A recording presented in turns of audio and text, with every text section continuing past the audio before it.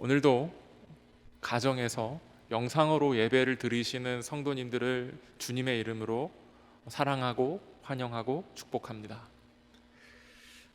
우리는 계속해서 이 땅에 오신 그 이름의 비밀이라는 주제로 예수님의 이름들, 예수, 그리스도, 주, 임마누엘에 담긴 그 영적인 의미에 대해서 우리가 함께 살펴보았습니다.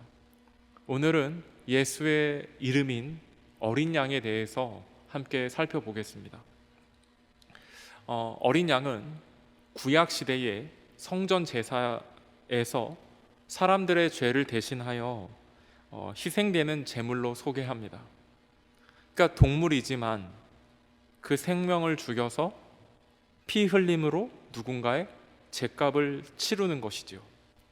그래서 우리가 예수님을 어린 양이라고 부를 때 우리의 죄를 위해서 피를 흘려 돌아가신 죄 없는 희생을 말하는 것입니다.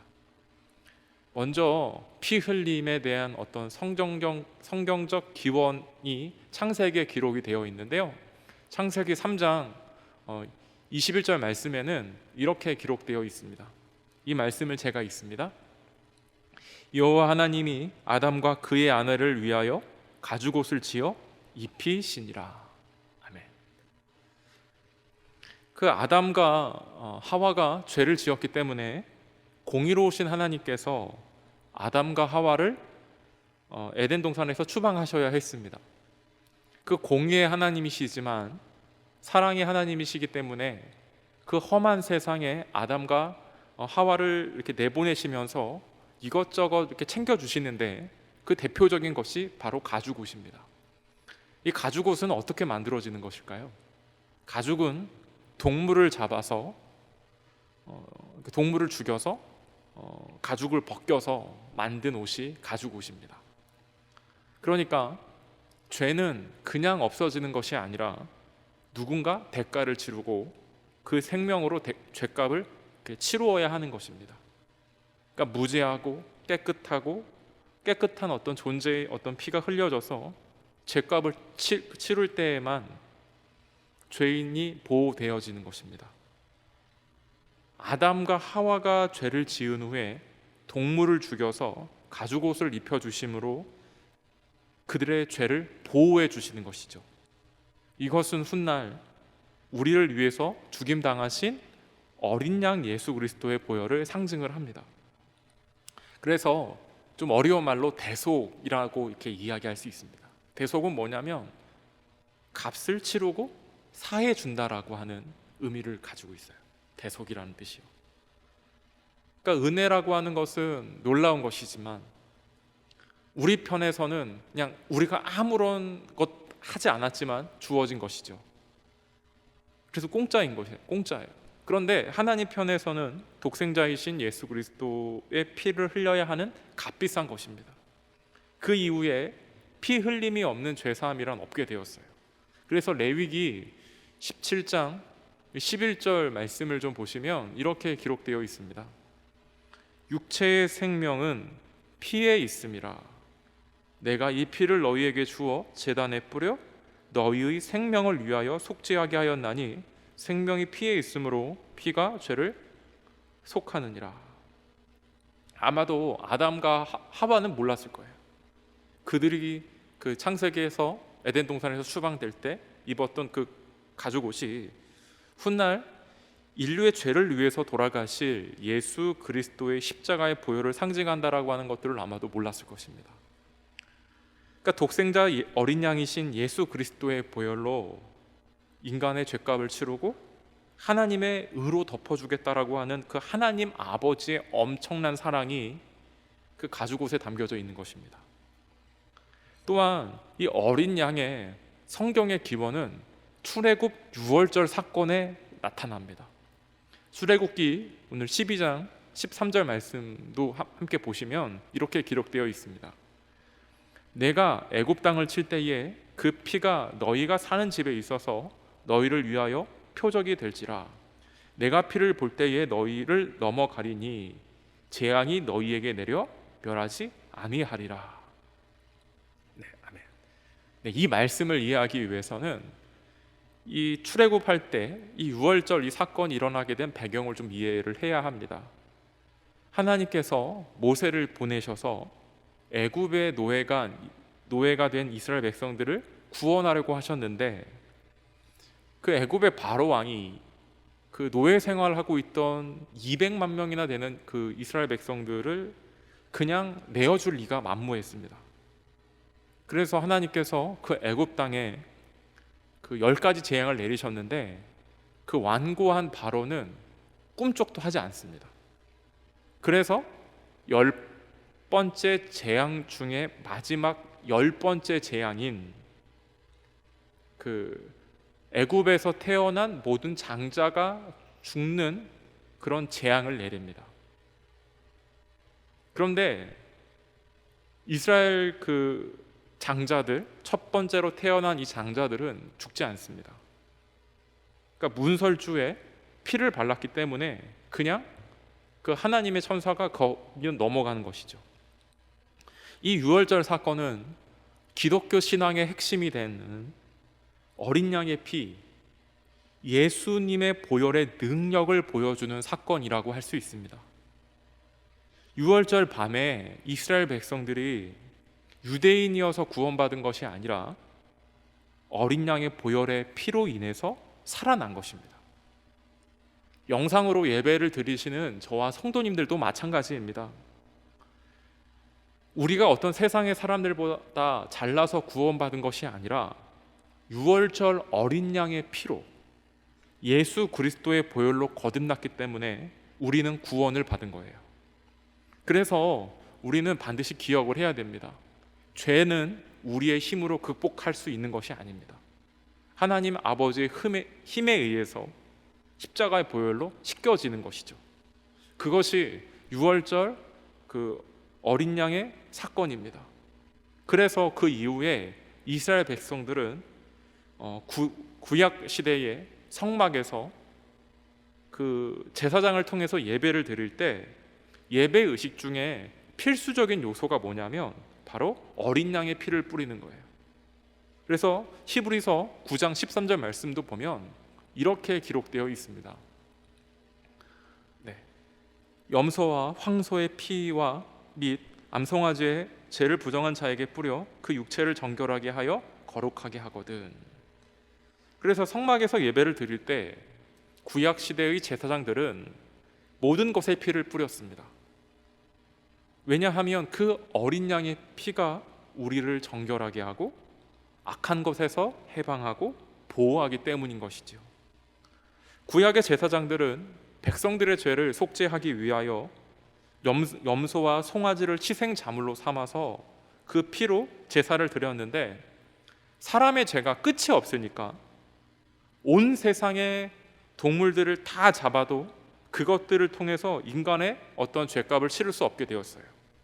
그래서 어린 양 예수 그리스도께서 친히 인간의 몸을 입고 육신의 몸을 입고 이 땅에 오셔서 희생제물을 통해서 그 십자가의 보혈을 통하여서 모든 인류의 죄값을 사하시는 속죄 제사를 지내신 것이죠.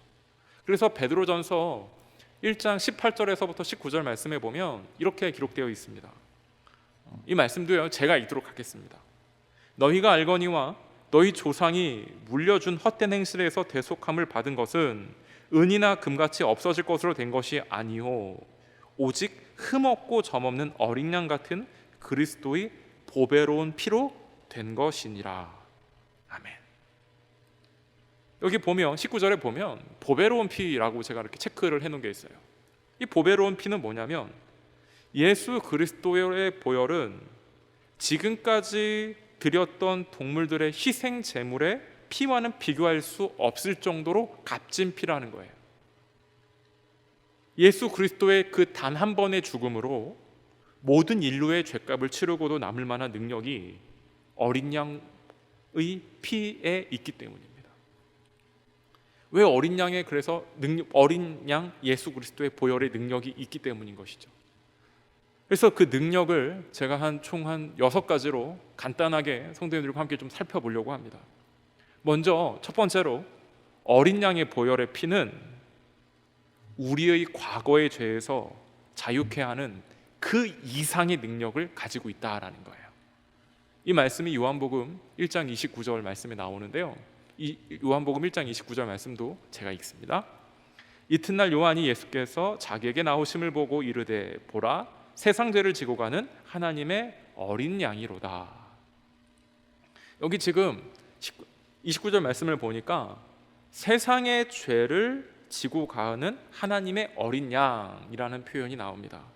그러니까 예수님은 우리가 지었던 과거의 죄를 해결해 주는 동시에 현재의 죄도 계속해서 해결해 주시는 어린 양이다라고 이야기하는 거예요.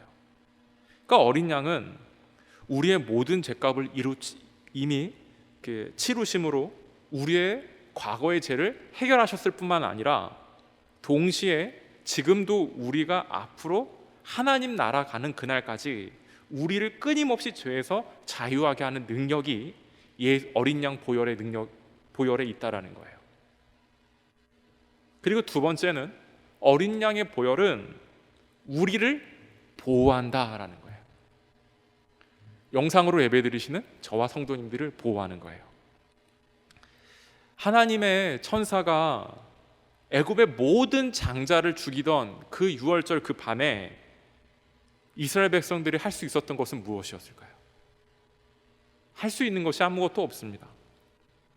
살기 위해서 그들이 할 수 있었던 유일한 방법은 어린 양의 피를 문설주에 바르고 그 문에 바르고 집안에 머무는 것밖에 할 게 없었어요. 그러니까 어린 양의 피 흘림 없이는 그 피의 능력을 믿는 믿음 안에 거하지 않고는 절대로 안심할 수 없는 것이죠. 그래서 우리가 보혈의 능력에 의지해서 어떤 어려운 상황이거나 힘든 상황이 우리 가운데 처하게 될 때 우리는 그 어린 양 보혈의 능력 안에 머물러 있는 저와 성도님들이 되시기를 바랍니다. 그래야 사는 것이죠. 어린 양의 보혈만이 우리를 지켜주기 때문인 거예요. 그래서 험한 세상을 살 때 우리는 항상 위험과 재앙이 우리 가운데 노출되어 있습니다. 그런데 하나님의 백성에게는 어린 양의 그 보혈이 그 능력을 통하여서 우리를 지켜주시고 우리를 보호해 주시고 그 어려움 가운데 그 보혈의 능력으로 말미암아 우리가 담대히 나아가게 되는 줄로 믿습니다.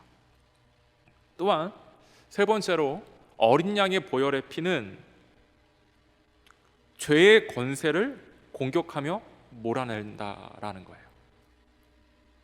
어린 양의 보혈이 가지고 있는 가장 큰 특징은 뭐냐면 죄의 문제를 해결할 수 있는 유일한 해답이다라는 거예요. 제가 앞에서 말씀드린 것처럼 어린 양의 보혈은 우리의 과거, 현재, 미래의 모든 죄를 해결할 수 있는 능력이 있습니다. 주홍같이 붉을지라도 흰눈같이 씻어주시는 그 어린 양의 보혈의 역사 앞에 죄는 물러가게 되어지는 것이죠.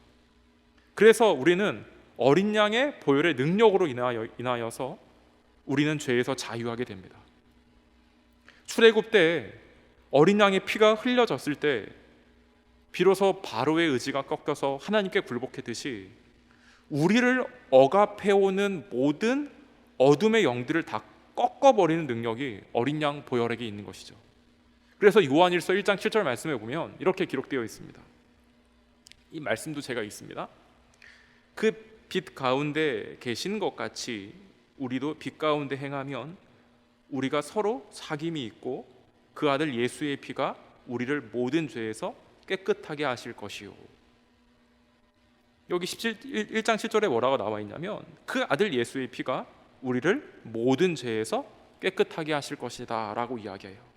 그러니까 어린 양의 보혈은 해결하지 못할 죄가 없는 거예요. 어린 양의 보혈이 끊지 못할 죄의 사슬은 없습니다. 당시 무서운 애굽의 압제도 또한 죄는 인간의 힘으로는 결코 끊어낼 수 없는 악한 힘을 가지고 있습니다.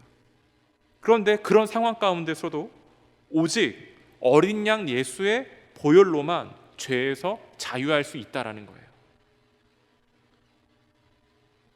우리는 죄를 논리적으로 설명을 하고 변명하고 합리화한다고 해서 그렇게 해결되는 것이 아닙니다.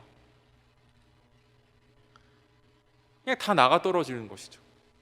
만약 우리가 또한 어떤 죄의 습관에 빠져 있다면 그것을 우리의 힘으로 끊어낼 수는 없습니다. 그것을 끊어내고 이겨낼 수 있는 것은 보혈의 능력인 것이죠. 그 죄의 사슬을 끊어낼 수 있는 능력은 예수 그리스도의 보혈의 능력밖에 없습니다. 그래서 우리가 그런 상황 가운데 있다고 한다면 우리의 어떤 의지를 포기하고 어린 양의 보혈의 권세를 겸손히 높이며 나아가는 저와 우리 성도님들이 되시기를 바랍니다. 그럴 때 우리의 삶에 기적이 일어나는 것이죠.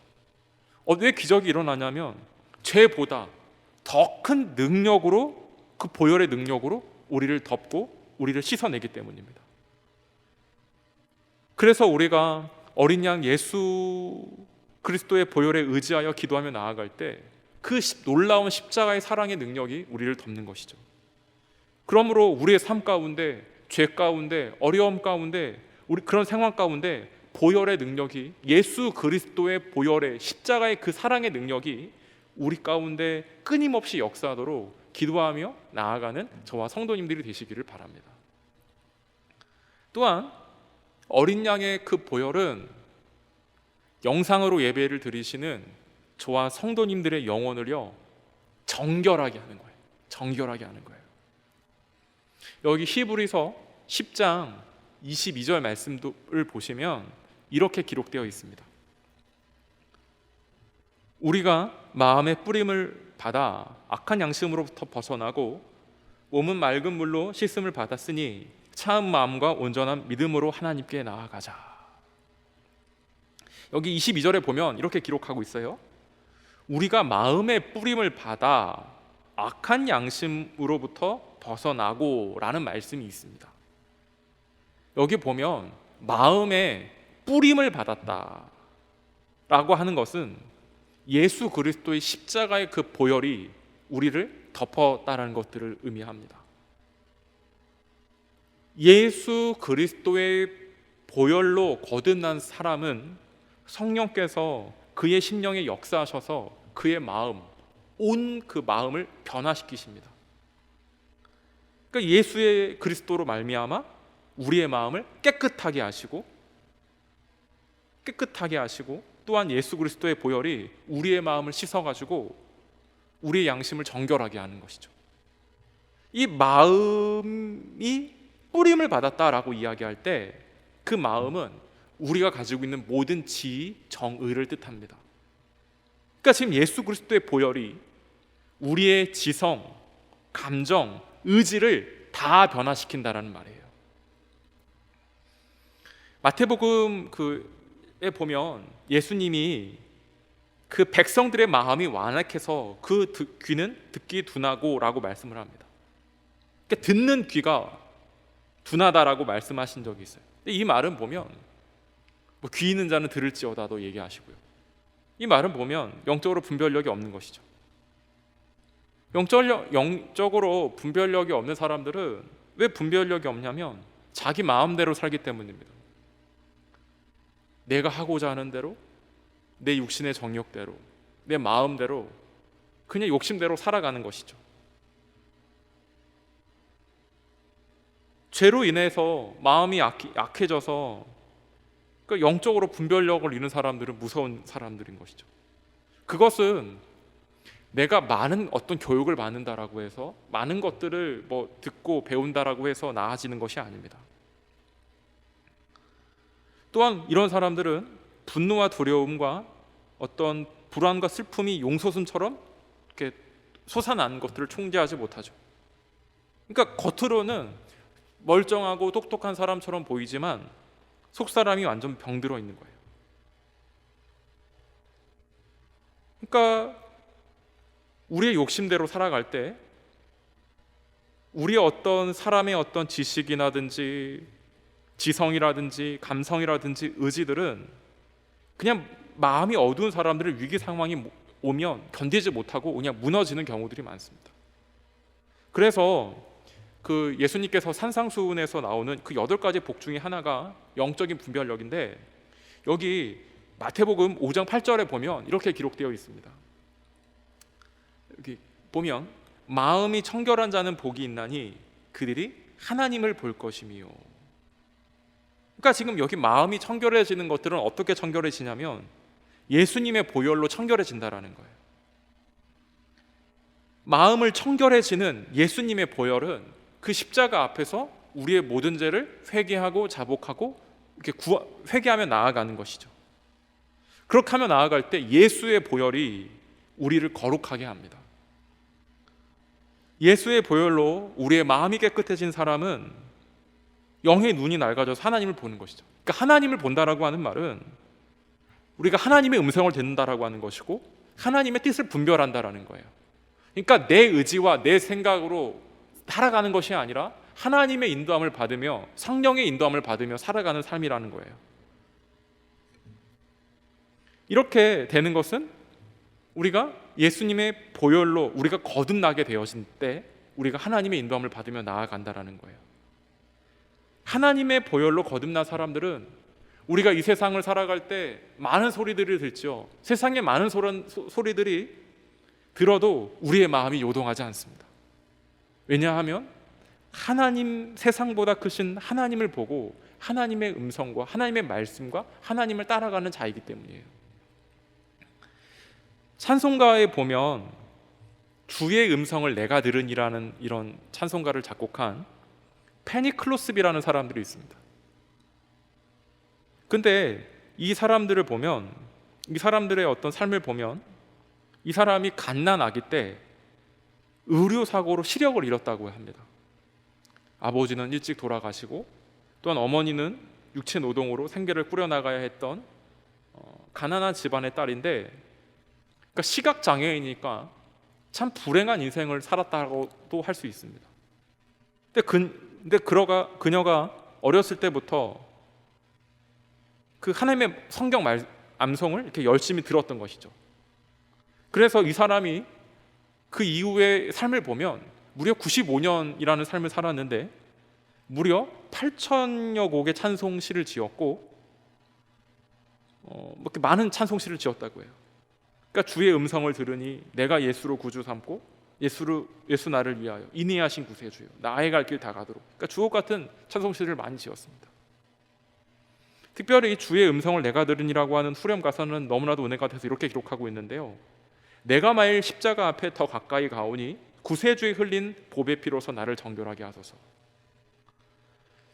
그러니까 우리가 같은 어려움들이 있다 하더라도 주님의 보혈로 우리의 죄를 씻어주시고 주님의 보혈로 우리의 죄를 씻어주실 뿐만 아니라 우리가 회개하며 우리가 십자가의 보혈의 능력을 통하여 우리가 나아갈 때 주님의 뜻대로 살아갈 수 있는 능력까지 부어주신다라는 거예요. 완악해져가는 우리의 마음들을 정결하게 하시고 날마다 우리를 새롭게 하시는 줄로 믿습니다. 그럴 때 우리가 하나님의 인도하심 가운데 나아갈 수 있는 어떤 분별력이 생기는 것이죠. 그런 축복을 경험하게 되는 저와 성도님들이 되시기를 바랍니다. 또한 어린 양의 보혈은 우리가 서로 사랑하게 된다라는 거예요. 에베소서 2장 13절 말씀에 보면 이렇게 기록하고 있습니다. 이제는 전에 멀리 있던 너희가 그리스도 예수 안에서 그리스도의 피로 가까워졌느니라.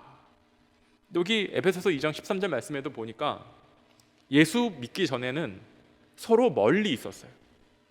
왜 서로 멀리 있게 되었냐면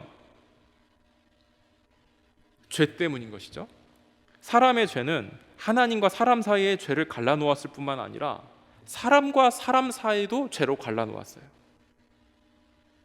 한 몸처럼 사랑했던 아담과 하와는 죄를 짓고 난 이후에 책임을 서로에게 떠넘기며 원망을 했고요. 또 그들이 낳은 자식인 가인은 아벨을 죽였습니다.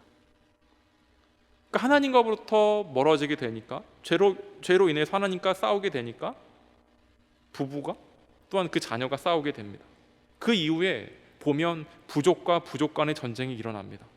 그러니까 하나님과의 그 간극이 멀어지니까 사람과 사람끼리의 간극이 멀어져서 서로 끊임없이 미움과 불신과 전쟁의 역사로 점철되어 온 것이 인간의 역사입니다.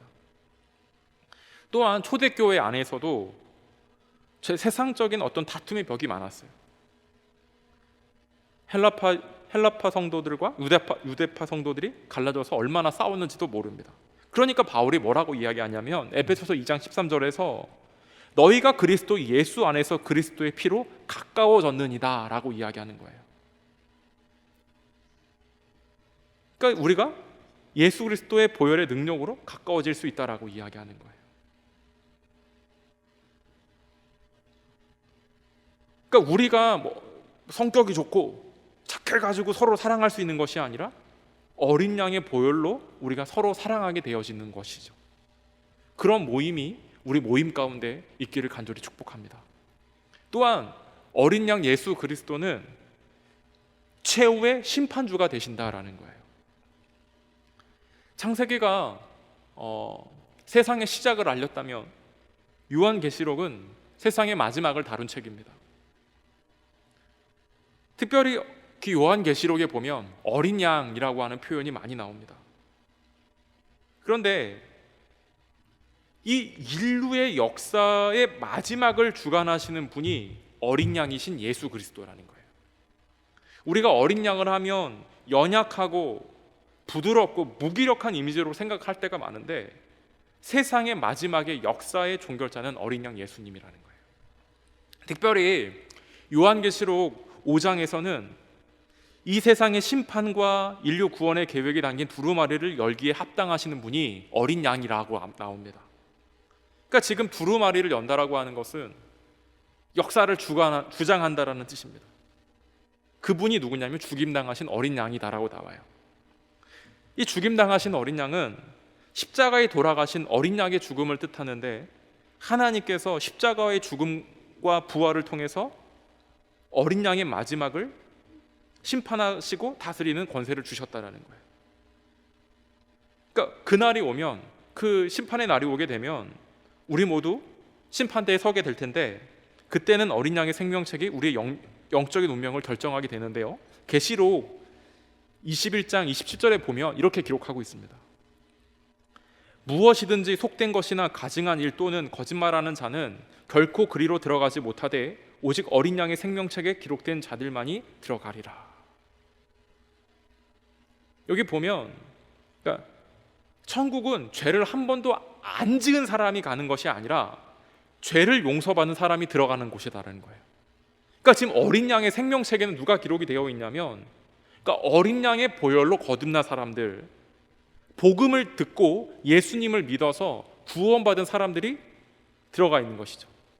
이것을 볼 때 세상의 심판은 어린 양의 주관하에 이루어지고 있음을 우리는 보게 됩니다.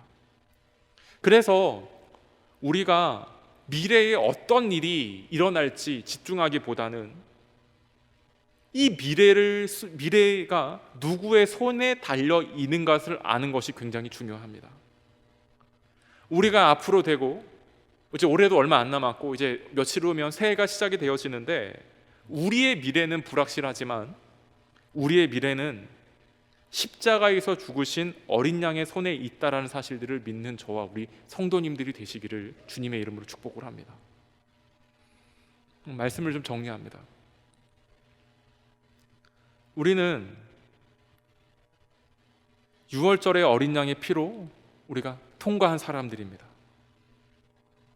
그래서 우리가 그 어린 양을 욕되게 하는 우상들을 우리의 삶에서 제거하고 우리가 흔들리는 모든 삶의 영역들 가운데 어린 양의 보혈의 은혜 가운데 나아가는 저와 성도님들이 되어야 될 줄로 믿습니다. 이 세상의 운명, 모든 것의 운명은 예수 그리스도의 손 안에 있습니다. 우리가 그 존귀한 어린 양의 이름을 부르며 나아갈 때, 그 이름을 사랑할 때, 그 예수 그리스도의 이름을 높일 때 그 어린 양의 보혈의 능력이 오늘 예배를 드리시는 저와 성도님들을 지킬 줄로 믿습니다.